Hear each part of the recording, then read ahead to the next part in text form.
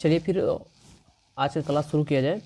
जैसा कि पिछली वीडियो हम लोग देखे थे, प्रवाल भित्ति के बारे में पढ़े थे। प्रवाल भित्ति में हम लोग देखे थे कि जो एक प्रक्रिया होती है, एक कठोर खोल में एक मुलायम जीव के रहने की, जो कि अधिक तापमान में और सूर्य के अधिक प्रकाश में सर्वाइव कर पाता है, जिसे हम लोग क्या कहते हैं, प्रवाल भित्ति कहते हैं। उसकी भौगोलिक दशाएं पढ़े थे और प्रवाल भित्ति के लिए जो भौगोलिक दशाएं बन सकती हैं उसके बारे में पढ़े थे। कोरल ब्लीचिंग की घटना पढ़े थे। उसी क्रम में हम लोग आगे बढ़ते हुए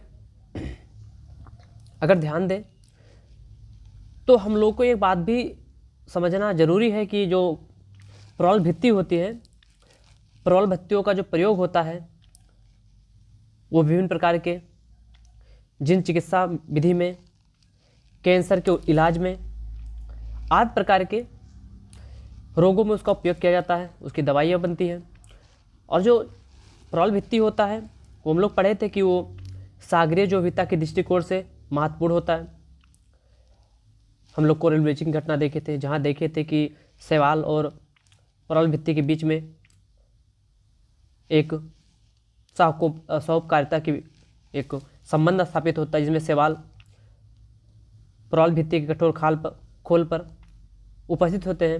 लेकिन जब किसी कारणवश जब प्रकाश संश्लेषण की प्रक्रिया अधिक तीव्र हो जाती है तो थिली नाम के जो शैवाल होते हैं वो प्रवाल भित्ति के ऊपर से हटने लगते हैं या फिर प्रकाश संश्लेषण की प्रक्रिया कम करते हैं। इससे प्रवाल भित्ति का रंग जो होता है वास्तविक रंग में वह प्रवाल भित्ति आ जाता है, जो कि सफ़ेद होता है, जो कैल्शियम कार्बोनेट का बना होता है। तो ये जो घटना कहलाती है कोरल ब्लीचिंग घटना कहलाती है। आज उसी क्रम में हम लोग आगे बढ़ते हुए देखेंगे भारत में उपस्थित प्रवाल भित्ति। तो आज हम लोग का जो टॉपिक रहेगा वो टॉपिक रहेगा भारत में स्थित प्रवाल भित्ति, और उसके बाद हम लोग इसी वीडियो में देखेंगे तटरेखा बायोम के बारे में। तटरेखीय बायोम उसमें हम लोग पढ़ेंगे क्या है कैसे है, और अंत में इस वीडियो का लास्ट जो क्लास होने वाला है वो रहेगा रामसर संधि। ठीक, रामसर संधि पढ़ने के बाद हम लोग का एक चैप्टर क्लोज हो जाएगा। फिर हम लोग नेक्स्ट चैप्टर शुरू करेंगे। जो भी होगा पूरे मेहनत ईमानदारी से उसे पढ़ाया जाएगा। तो चलिए इस क्लास में हम लोग आगे बढ़े और देखें। आज हम लोग का टॉपिक का नाम है भारत में स्थित प्रवाल भित्ति। भारत में उपस्थित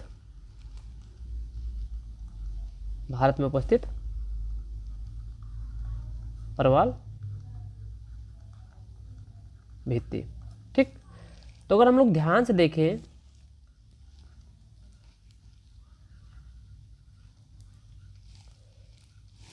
हम लोग को क्या देखना है कि भारत में स्थित प्रवाल भित्ति, हम लोग को पता है भारत के इधर अगर आएंगे तो बे ऑफ बंगाल की खाड़ी, बंगाल खाड़ी, इधर देखेंगे तो अरब सागर, और नीचे देखेंगे तो हिंद महासागर है।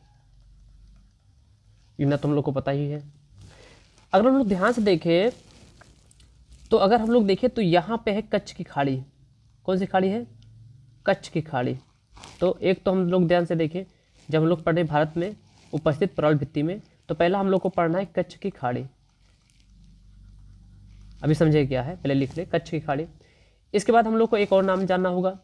अगर हम लोग देखें तो उसे क्या कहते हैं? लक्षद्वीप, जो कि अरब सागर में है, लक्षद्वीप। इसके बाद देखेंगे मन्नार की खाड़ी, मन्नार की खाड़ी। और अंत में इधर देखेंगे तुम लोग को दिखाई देगा मन्नार की खाड़ी के बाद कौन सा रंग लिया जाए, ये वाला। तो ये जो दिखाई दे रहा है ये है अंडमान निकोबार। क्या है ये? ये अंडमान निकोबार है। तो ये क्या है? ये है अंडमान निकोबार, अंडमान निकोबार। तो याद रखिए। चलिए अगर हम लोग ध्यान से देखें तो भारत में जब हम लोग उपस्थित प्रवाल भित्तियों के बारे में पढ़ेंगे तो भारत में जो प्रवाल भित्ति हम लोग को देखने को मिल सकता है तो 4 जगहों पे देखने को मिल सकता है। कहाँ? पहला तो कच्छ की खाड़ी, फिर लक्षद्वीप, फिर मन्नार की खाड़ी और अंत में कहाँ, अंडमान और निकोबार। इन 4 जगहों पर प्रवाल भित्तियों का आवास भारत में पाया जाता है। इसमें जो सबसे कम प्रवाल भित्ति पाई जाती है वो पाई जाती है कहाँ, कच्छ की खाड़ी में सबसे कम प्रवाल भित्ति है। सबसे कम कहाँ है प्रवाल भित्ति, सबसे कम, ये डाउन वाला जो होता है सबसे कम वाला होता है। कहाँ है सबसे कम, कच्छ की खाड़ी में। सबसे अधिक प्रवाल भित्ति कहाँ पाई जाती है, तो सबसे अधिक प्रवाल भित्ति पाई जाती है कहाँ पे, तो सबसे अधिक प्रवाल भित्ति पाई जाती है अंडमान और निकोबार में। तो ये भी जानकारी के लिए याद होना चाहिए। अगर हम लोग ध्यान से देखेंगे भारत में स्थित प्रवाल भित्तियों के बारे में, तो भारत में जो प्रवाल भित्ति है, भारत में प्रवाल भित्ति में अगर हम लोग ध्यान से देखें तो उसमें क्या है कि 4 जगहों पर प्रवाल भित्ति पाई जाती है। कच्छ की खाड़ी में भी प्रवाल भित्तियाँ पाई जाती हैं, लक्षद्वीप में भी प्रवाल भित्तियाँ पाई जाती हैं, मन्नार की खाड़ी में भी प्रवाल भित्तियाँ पाई जाती हैं और अंडमान निकोबार में प्रवाल भित्तियाँ पाई जाती है। तो इन 4 जगहों पर भारत में प्रवाल भित्ति क्या करती है, निवास करती है या पाई जाती है। इनके लिए यहाँ पर भौगोलिक दशाएं उपस्थित हैं। लेकिन अगर सबसे कम पूछा जाएगा तो कच्छ की खाड़ी में सबसे कम प्रवाल भित्तियाँ पाई जाती हैं। सबसे अधिक कहाँ पाई जाती है, तो अंडमान और निकोबार में। अगर हम लोग इसका टोटल एरिया देखें कि भारत में कुल कितने क्षेत्रफल पर, कुल कितने क्षेत्रफल पर प्रवाल भित्ति पाई जाती है, तो क्षेत्रफल पर प्रवाल भित्ति जो पाई जाती है वो 2375 वर्ग किलोमीटर। ठीक, याद रहना चाहिए, वर्ग किलोमीटर।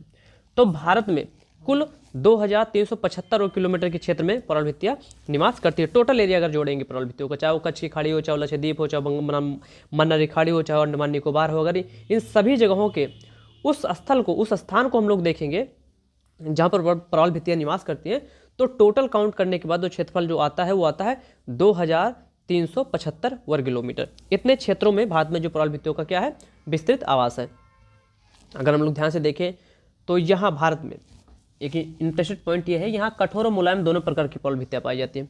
ठीक, तो अगर इसी में एक और पॉइंट हम लोग ध्यान से देखें, चूँकि हम लोग को ये जानना जरूरी है कि जो राष्ट्रीय प्रवाल भित्ति अनुसंधान केंद्र है भारत में वो कहाँ स्थित है, तो पोर्ट ब्लेयर में स्थित है।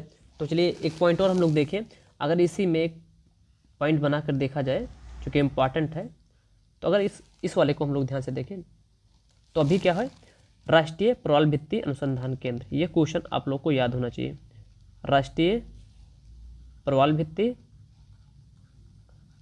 राष्ट्रीय प्रवाल भित्ति अनुसंधान केंद्र। राष्ट्रीय प्रवाल भित्ति अनुसंधान केंद्र कहाँ है, वेरी इंपॉर्टेंट क्वेश्चन है। तो राष्ट्रीय प्रवाल भित्ति अनुसंधान केंद्र जो है वो कहाँ है, वो है पोर्ट ब्लेयर में। कहाँ है, पोर्ट ब्लेयर। ठीक, तो अंडमान निकोबार की राजधानी में क्या है, अंडमान निकोबार की जो राजधानी है वो पोर्ट ब्लेयर ही है। ठीक, तो ये कहाँ स्थित है, ये स्थित है पोर्ट ब्लेयर में। तो याद रखिए राष्ट्रीय प्रवाल भित्ति अनुसंधान केंद्र कहाँ स्थित है, तो राष्ट्रीय प्रवाल भित्ति अनुसंधान केंद्र अंडमान निकोबार की राजधानी पोर्ट ब्लेयर में स्थित है। तो ये जो कुछ बचे हुए टॉपिक थे उस वीडियो में जो हम लोग कवर नहीं कर पाए थे किसी कारणवश, क्योंकि वीडियो बहुत लंबी हो जा रही थी, तो वही टॉपिक हम लोग अभी कवर किए, जहाँ हम लोग क्या क्या पढ़े, हम लोग देखे कि भारत में उपस्थित प्रवाल भित्तियों के बारे में। इसी में हम लोग चर्चा ये भी किए थे कि जो प्रवाल भित्तियों का उपयोग किया जाता है वो विभिन्न प्रकार की चिकित्सीय औषधियाँ बनाने में किया जाता है, कैंसर के इलाज में किया जाता है। और उसी क्रम में हम लोग ये भी देखें कि भारत में जो उपस्थित प्रवाल भित्तियाँ हैं वो कच्छ की खाड़ी में, लक्षद्वीप में और मन्नार की खाड़ी में, और उसके बाद अगर देखेंगे तो अंडमान निकोबार में क्या करती है, निवास करती है। अगर सबसे अधिक देखा जाएगा कहाँ पर इनका आवास स्थल है तो अंडमान निकोबार में, सबसे कम कहाँ आवास स्थल है तो कच्छ की खाड़ी में। ये सभी पॉइंट को हम लोग कवर किए। सबसे इंपॉर्टेंट पॉइंट क्या है जो कि हम लोग को याद रखना होगा, ये इंपॉर्टेंट है कि राष्ट्रीय प्रवाल भित्ति, याद रखिए अंतर्राष्ट्रीय की बात नहीं कहते कर रहे हैं, तो याद रखिए राष्ट्रीय प्रवाल भित्ति अनुसंधान केंद्र कहाँ स्थित है, पोर्ट ब्लेयर में। फिर से एक बार, राष्ट्रीय प्रवाल भित्ति अनुसंधान केंद्र कहाँ स्थित है, तो पोर्ट ब्लेयर में। चलिए एक और ऐसे ही जो क्वेश्चन याद किया जाता है वैसे ही हम लोग देखें, ICRI क्या नाम रहेगा, क्या है ICRI, इसका मतलब क्या होता है, इंटरनेशनल कोरल रीफ इनिशिएटिव। याद रखिए फिर से इसका पूरा नाम क्या है, इंटरनेशनल कोरल रीफ इनिशिएटिव। ठीक, तो क्या हो जाएगा, इसका फुल फॉर्म क्या हो जाएगा, याद रखिए कभी कभी शब्दावली भी आती है, इंटरनेशनल कोरल रीफ इनिशिएटिव, याद रहेगा। तो आईसीआर का फुल फॉर्म क्या होता है, आईसीआरआई का इंटरनेशनल कोरल रीफ इनिशिएटिव। ये क्या करता है, ये जो होता है ये सरकारों, मतलब देश में कोई भी सरकार हो, सरकारों और अंतर्राष्ट्रीय संस्थाओं के बीच, किसके बीच, संस्थाओं के बीच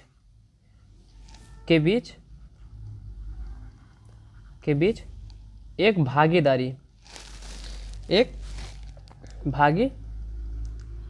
क्या है, व्यवस्था है। इसको फिर से एक बार हम बताएंगे क्या है। तो याद रखिए आईसीआरआई जो होता है, आईसीआरआई जिसका फुल फॉर्म होता है इंटरनेशनल कोरल रीफ इनिशिएटिव, इसका मतलब क्या होता है, ये भारत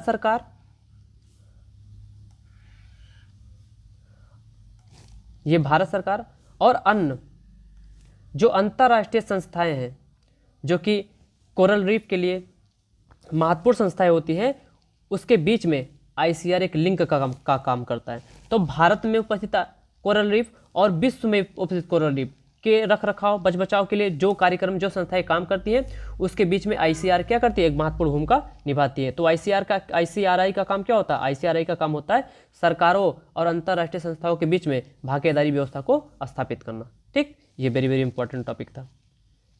तो चलिए इस क्रम में हम लोग ध्यान से देखें तो हम लोग का एक टॉपिक कवर हुआ पुराल भित्ति का। इस वीडियो को हम लोग लंबी करने वाले हैं, लंबी वीडियो बनेगी, लेकिन अगर किसी कारण से क्लास को बीच में स्थगित किया गया तो हम लोग नेक्स्ट वीडियो में बाकी पार्ट देख लेंगे। चलिए फिर हम लोग नेक्स्ट टॉपिक अपना लेके आते हैं। आज हम पढ़ने वाले हैं तटरेखीय बायोम। तटरेखीय बायोम, ठीक। चलिए एक और बात, जैसे पढ़ने का एक तरीका होता है, शायद आपका अलग हो हमारा अलग हो, लेकिन कहीं ना कहीं उसमें एक समानताएं होती हैं, सिमिलरिटी होती है। जैसे अगर हम लोग ध्यान से देखें तो हम लोग को एक बात समझना होगा, हमारे अंदर ये क्या कहते हैं कि एक्टिविटी होना चाहिए कि हम लोग जो टॉपिक पढ़ें हम लोग का पूरा फोकस उसी टॉपिक पर रहना चाहिए। ये नहीं कि पिछले टॉपिक से क्या याद हुआ, आगे क्या याद होगा, क्या छूटेगा, क्या नहीं है, क्या नहीं है, देश भर की बात नहीं होनी चाहिए। अगर हम लोग ये सोच के पढ़ेंगे कि हम लोग जो पढ़ रहे हैं बस वही सब कुछ है, तो याद रखिए वो 100% जो होगा हम लोग कवर कर लेंगे। लेकिन अगर हम लोग ये देखेंगे कि तटरेखीय बायोम टॉपिक चलने जा रहा है तो क्या हमको याद होगा, याद नहीं होगा, क्या वो पिछली वीडियो की तरह जो हमको याद नहीं हुआ है मान लीजिए वैसे ये भी याद नहीं होगा, ऐसे कुछ भी नहीं लाइए। ये याद रखिए कि तटरेखीय बायोम जो पढ़ाया जाएगा बस वही सब कुछ है, वही एग्जाम में आएगा, हमको वही करके आना है, यही क्वेश्चन यहीं से क्वेश्चन उठेगा। ये मान लीजिए कि एग्जाम में क्वेश्चन यहीं से आने हैं, यही जो पढ़ रहे हैं ये क्वेश्चन आ जाएगा और हमको यही तैयार करना है। इससे क्या होता है कि पूरा फोकस होता है। अब जो लोग को एग्ज़ाम निकालना है, जो लोग को पीसीएस या आईएएस जो भी एग्ज़ाम हम देंगे, अगर उसको क्लियर करना है तो याद रखिए पढ़ाई में थोड़ा बदलाव लाना होगा, जो कि कंपटीशन अब पता है हाई लेवल का हो गया है, तो पढ़ने का तरीका भी थोड़ा चेंज करना पड़ेगा। तो हर टॉपिक, कोई भी छोटा बड़ा टॉपिक हो, उसको ये मान के पढ़ेंगे कि ये एग्जाम में आएगा। और अगर एग्जाम का हम लोग को डर होगा, भविष्य का डर होगा, तो उसको पूरी मेहनत और पूरी ईमानदारी से हम लोग पढ़ेंगे। तो पूरा फोकस हम लोग अब इसी टॉपिक पर रखने वाले हैं, तटरेखीय बायोम। तभी पढ़ने में भी मजा आएगा और पढ़ाने में भी मजा आएगा। तो चलिए तटरेखीय बायोम शुरू किया जाए। तो आज क्या पढ़ना है, तटरेखीय बायोम। हम लोग को बार बार बताए थे कि बायोम शब्द का मतलब क्या होता है। बायोम शब्द का मतलब होता है पृथ्वी पर, चलिए एक बार हमारे साथ में बोलिए, पृथ्वी पर उपस्थित सभी प्राणी जगत और सभी पादप जगत का सम्मिलित रूप ही क्या कहलाता है, बायोम, जो कि जलवायु के आधार पर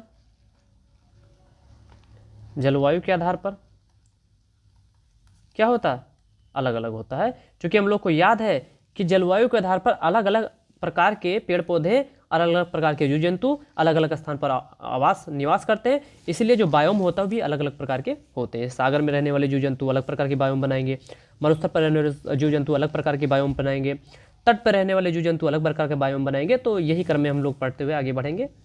चलिए फिर एक तो ये था जो पिछली वीडियो में हम लोग पढ़ चुके हैं, याद है हम लोग को, इतना तुमको पता ही है। तो चलिए आज हम लोग बस बायोम पे चर्चा किए थोड़ा सा। अब हम लोग थोड़ा सा आगे बढ़ें और देखें कि तटरेखीय बायोम में हम लोग को पढ़ना क्या है। तटरेखीय बायोम, तटरेखीय बायोम सबसे खास बात क्या होता है?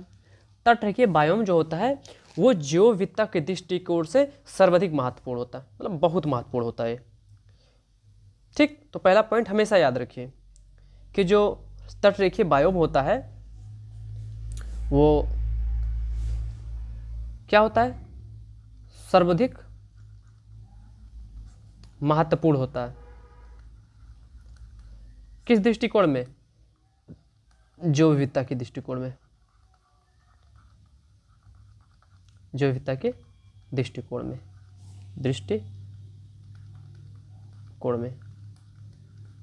ठीक, तो ये पॉइंट याद होना चाहिए। जो तटरेखीय बायोम होता है वो जैव विविधता के दृष्टिकोण से बहुत ही महत्वपूर्ण होता है। इसको एक नाम दिया गया है, इसको अंतर्ज्वारीय बायोम भी कहा जाता है। याद रखिए, क्या कहा जाता है? अंतर्ज्वारीय,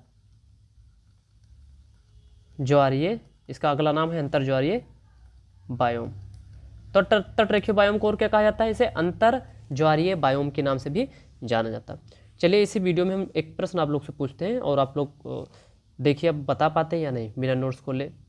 चलिए एक क्वेश्चन क्या है कि हम लोग अगर हम लोग पढ़े थे मरुस्थलीय वन बायोम के बारे में पढ़े थे, हम लोग को याद होना चाहिए। जहाँ हम लोग देखे थे उष्णकटिबंधीय देखे थे, याद आया? उष्णकटिबंधीय, मानसूनी, शुष्क और आर्द्र।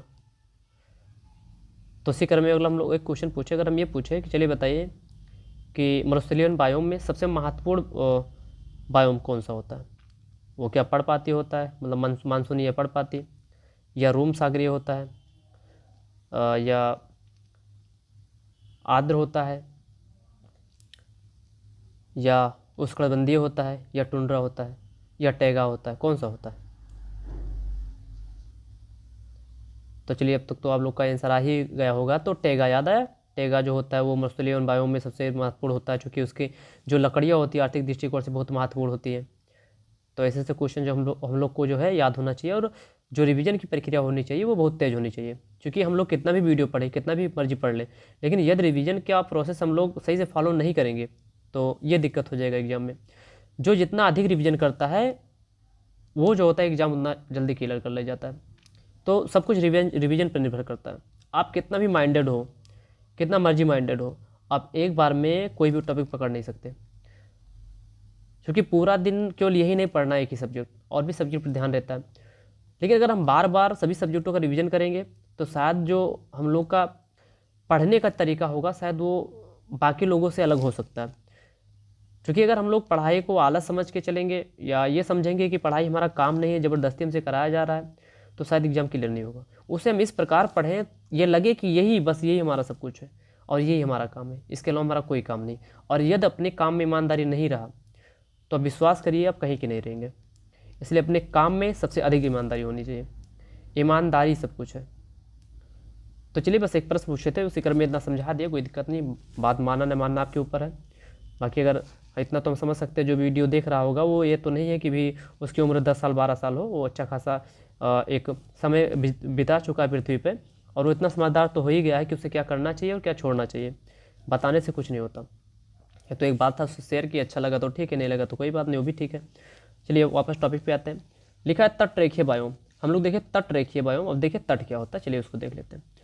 तो ये समझ लें, अगर हम तो भी बताए थे कि इधर क्या है, बंगाल की खाड़ी, ठीक। इधर क्या है, इधर है अरब सागर, क्या है, अरब सागर। और नीचे क्या है, हिंद महासागर।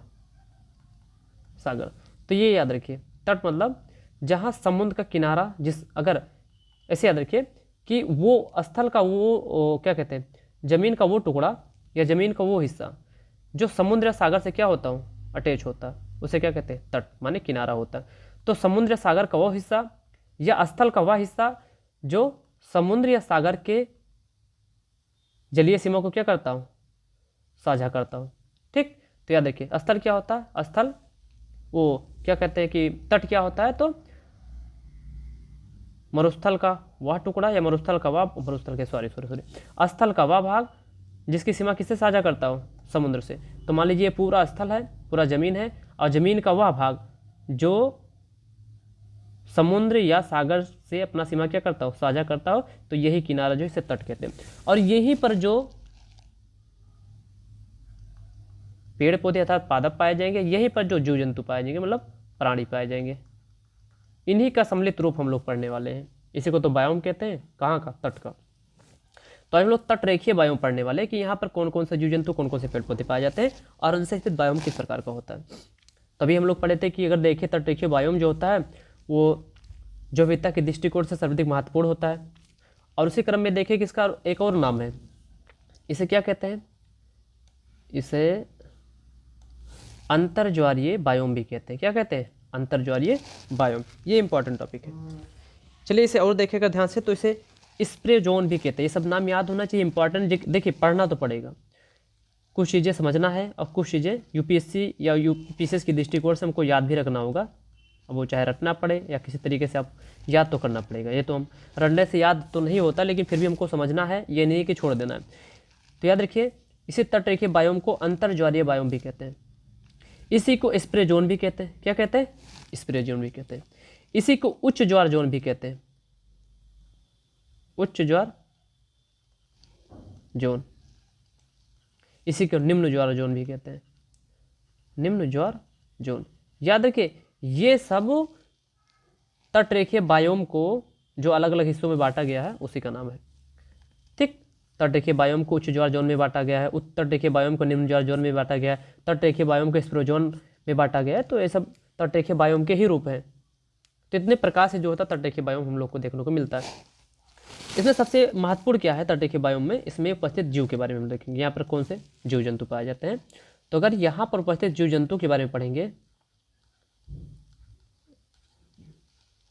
यहाँ पर उपस्थित जीव जंतु, ठीक। तो अगर इसमें ध्यान से देखें हम लोग, तो इसमें ब्रिटल स्टार आ जाएगा। क्या आ जाएगा, ब्रिटल स्टार,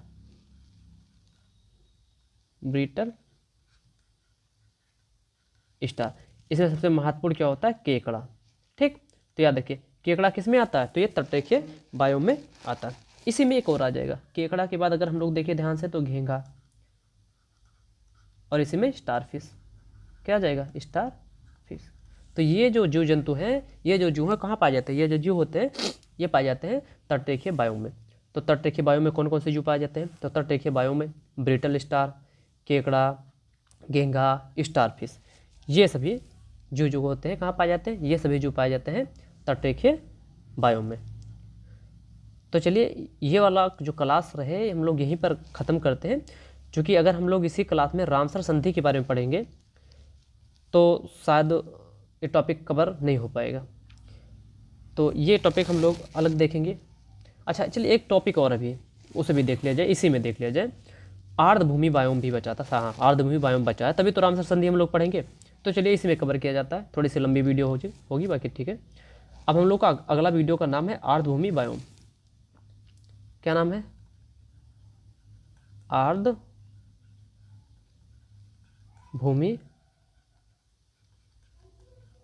बायोम।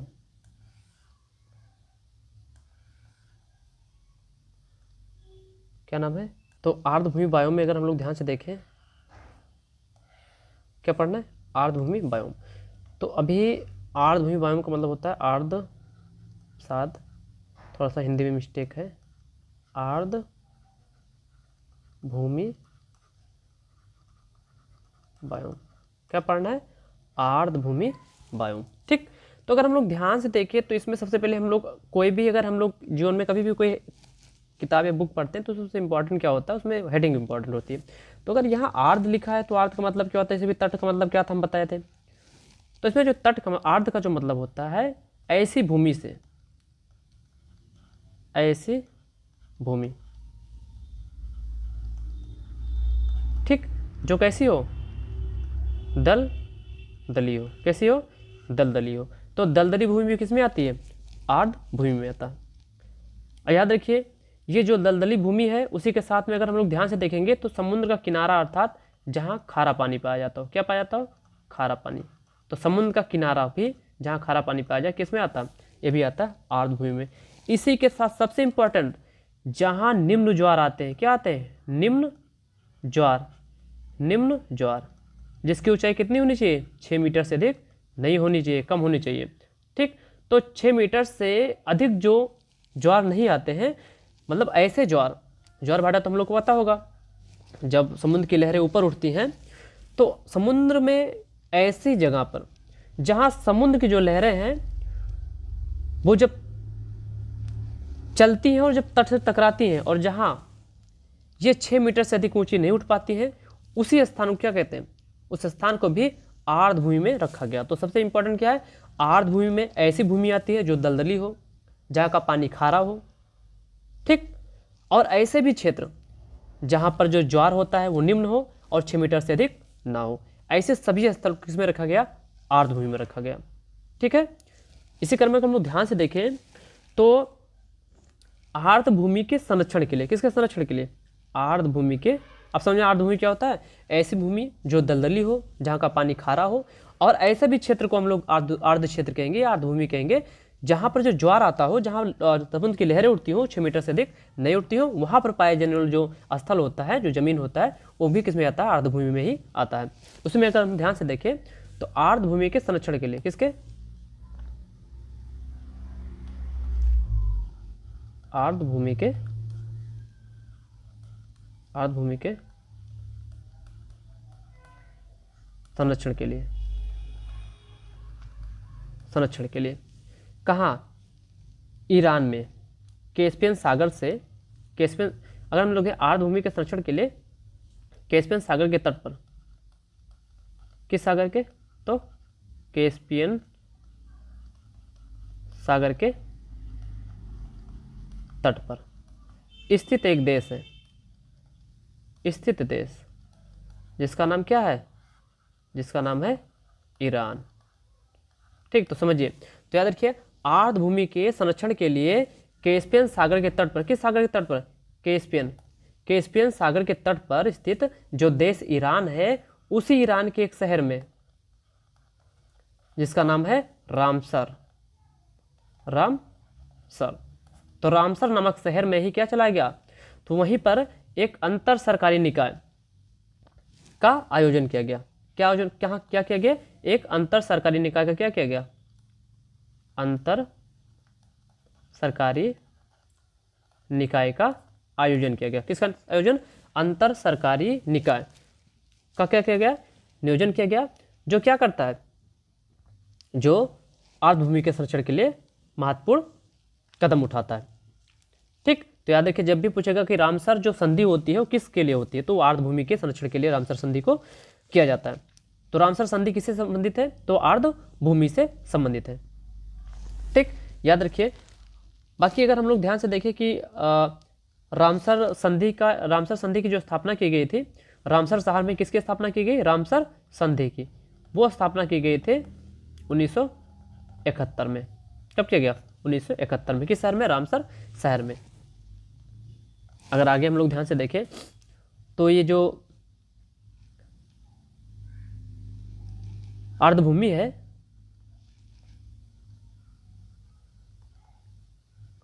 ये आर्द्र भूमि हम लोग ध्यान से देखें तो 3 भागों में बटा है। कितने भागों में, 3 भागों में।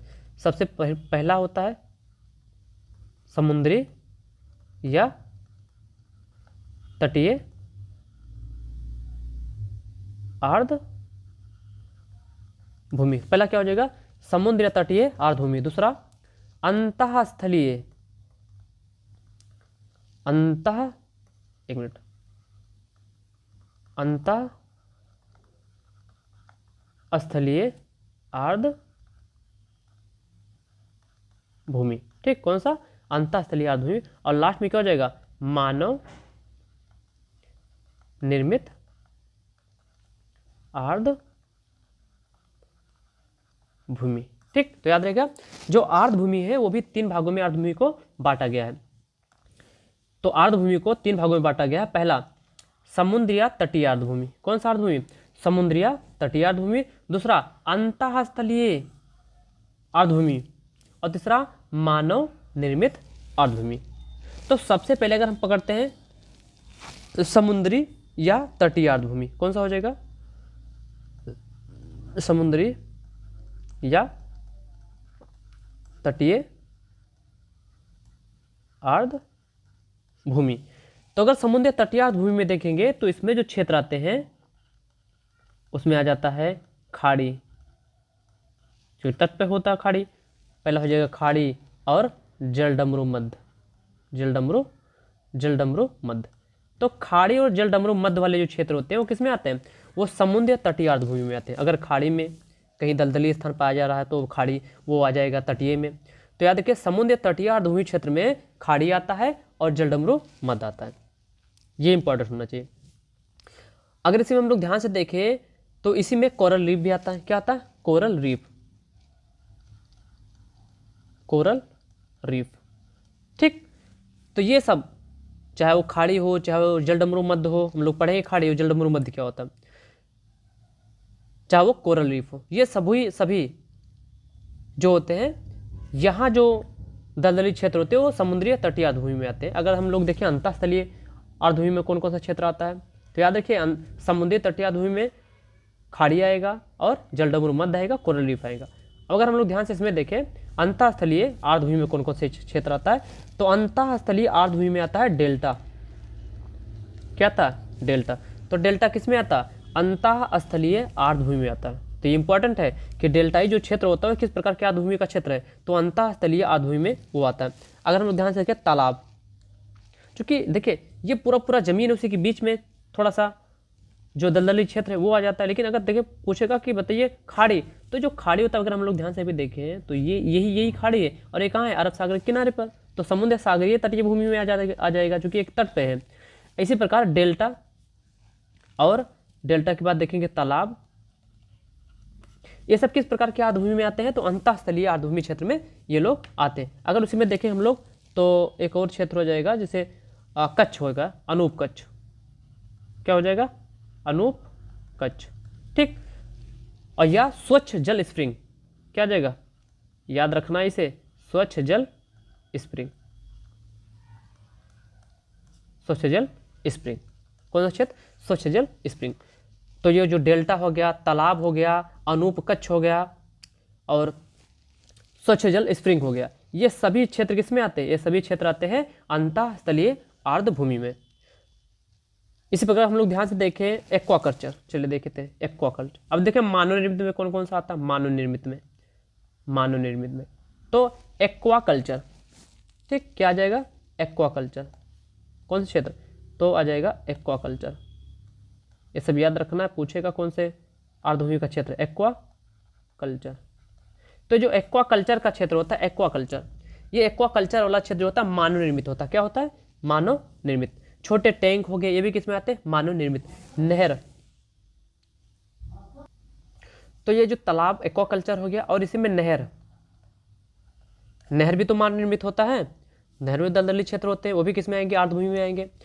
अगर इसमें ध्यान से देखें तो कृषि भूमि जो होता है सिंचित कृषि भूमि, सिंचाई योग्य होता है, सिंचित कृषि भूमि, ये भी किस में आता है? ये भी आता है मानव निर्मित आर्द्रभूमि में आता है। तो ये क्षेत्र होते हैं ये सब क्या है? ये सब आर्द्रभूमि क्षेत्र हैं।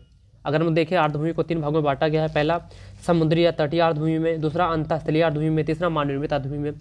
अगर पूछा जाएगा बताइए समुद्री या तटीय आर्द्रभूमि में कौन सा क्षेत्र आता है तो खाड़ी हो गया, जलडमरू मध्य हो गया, कोरल रीफ हो गया, ये सब किस में आते हैं? समुद्री या तटीय आर्द्रभूमि में। अगर पूछा गया अंतःस्थलीय आर्द्रभूमि में क्या क्या आता है तो डेल्टा हो गया, तालाब हो गया, अनूप कच्छ हो गया और सबसे इंपॉर्टेंट स्वच्छ जल स्प्रिंग। ये पूछा जा सकता है कि स्वच्छ जल स्प्रिंग किस प्रकार के आर्द्रभूमि का क्षेत्र है तो अंतःस्थलीय। अगर पूछा एक्वाकल्चर, नहर, सिंचित कृषि भूमि, ये सब किस क्षेत्र में आते हैं तो सब किस में आते हैं? ये सब आते हैं मानव निर्मित आर्द्रभूमि में। तो चलिए आज का जो क्लास था, ये जो चैप्टर था, ये चैप्टर यहीं पर क्लोज होता है। बाकी हम लोग नेक्स्ट चैप्टर में, नेक्स्ट वीडियो में और नेक्स्ट क्लास में पूरी एनर्जी के साथ हम लोग अपना क्लास शुरू करेंगे, उससे पूरा ख़त्म करेंगे। चलिए फिर आज के लिए बस इतना ही, बाकी नेक्स्ट क्लास में मिलते हैं।